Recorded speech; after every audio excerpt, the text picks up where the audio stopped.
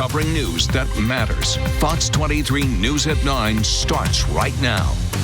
The Tulsa Dream Center says cuts to funding this year led them to make cuts to the number of kids they serve. Glad you're with us tonight at 9. I'm Shay Rozzi. And I'm Nathan Thompson. The Tulsa Dream Center provides free tutoring, health care, and support for families in need.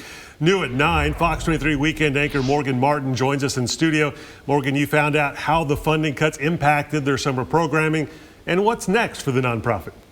Shay, Nathan, the center tells me that despite that initial setback, they were still able to support kids with the community's help, and they're now exploring new avenues for funding to help with the school year.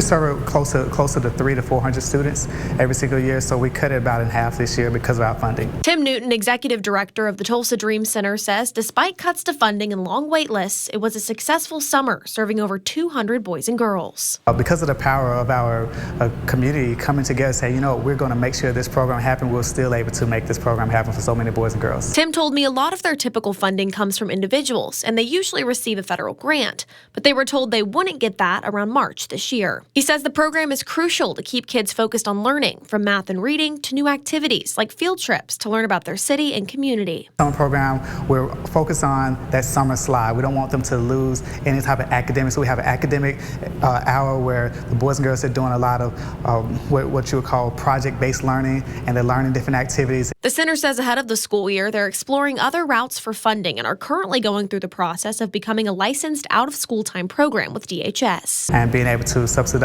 some of our programming that way, but also we're just looking for other avenues and more people to be ambassadors and be able to say, you know, I'm going to sponsor and make sure that a child is able to get their educational academic support that we know that all our boys and girls deserve. As school starts back up, Tim says their after-school programming provides kids with things like a hot meal, tutoring, and enrichment activities.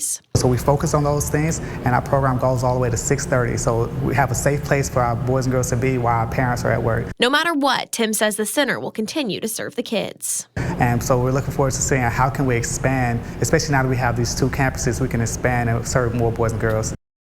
Tim says applications for the upcoming school year are going to be live online this weekend if you'd like to apply. Live in studio covering news that matters, Morgan Martin, Fox 23 News.